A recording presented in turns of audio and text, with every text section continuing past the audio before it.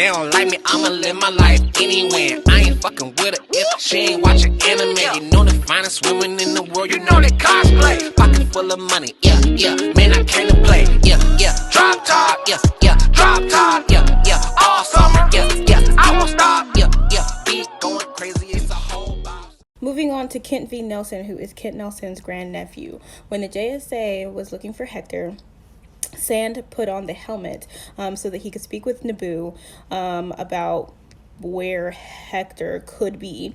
And at that same time, Mordru appeared, took the helmet off of Sand, and allowed Naboo to form a body without having a host.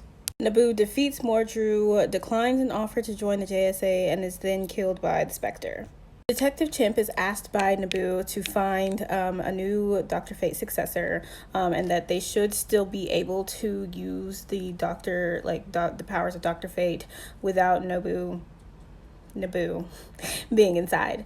So Dr. Chimp asks for Captain Marvel to throw the helmet into outer space. Once it gets there, it morphs into the half helmet that Kent Nelson had originally created in the 40s. It ends up coming back to Earth and finds its way to Kent V. Nelson. He becomes the new Dr. Fate and defeats the demon Nurgle, but after he does that, he uses the helmet for gambling. He ends up falling in love with a girl named Enza Fox, who is killed when she's turned into water, and he turns to alcohol to cope with her death. He goes up against the demon Nurgle again, overcomes his depression, and is able to restore Enza back to life. After that, he's seen helping other magic users protect heroes while they're in hell, as well as help with the JSA with various issues. During the New 52 reboot, Kent Nelson's grandson, Khalid Ben-Hassin, becomes the new Dr. Fate, and this is on Earth 2. And when he's not wearing the helmet, he acts crazy in front of other people because he says that's how Naboo speaks to him. Okay, so during the 2015 Dr. Fate series, Egyptian-American medical student Khalid Nassour is the new Dr. Fate. His mother is Kent's niece, which makes him Kent's grandnephew. While he was Dr. Fate, he fought bad guys, and he at one point healed his father's blindness, and when he did, Anubis took his eyes. However, this doesn't matter when he's wearing the helmet because that's negated as he's got the helmet on. Anubis decided to attack the world, and he was confronted by Dr. Fate at a power plant. Dr. Fate obtained the Staff of Power and was able to defeat Anubis. When Kent finds out that this is his grandnephew, he becomes a mentor to him, and Dr. Fate ends up fighting Osiris, mummies, and the ghost of Julius Caesar.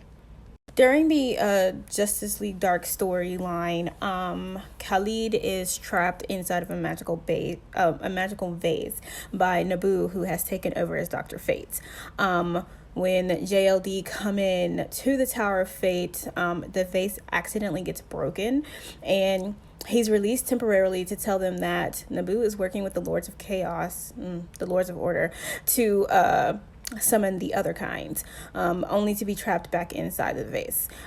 They take the vase back to the JLD headquarters, and Man-Bat uses magic to free Khalid so that he can tell them about Naboo's plan.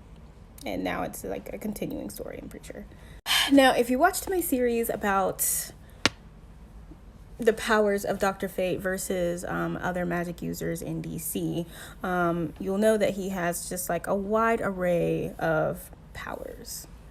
Just to name a few, he has superhuman strength, flight, spell casting, immateriality, ice manipulation, things like that, telepathy, telekinesis, teleportation.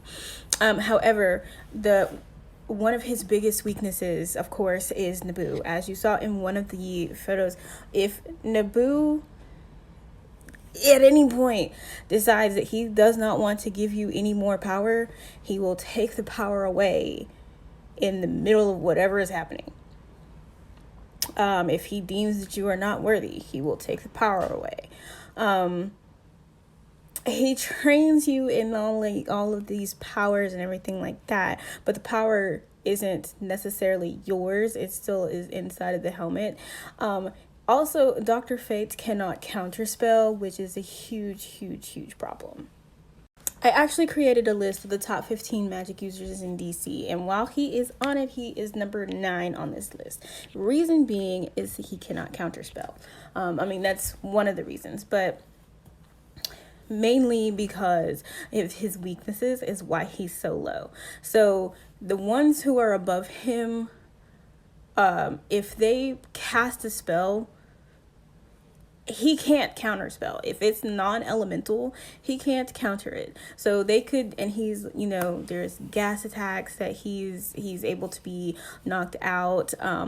A couple of them are vulnerable to poisonous gas. So that's still the gas attacks. It's just his weaknesses kind of just like almost negate all of the great power that he actually has.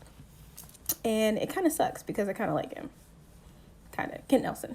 The other users are just kind of the DCAU users, and that would be Giovanni Zatara, and Steel Maxim. They never actually used or became Dr. Fate in the comic books at all. But that is Dr. Fate.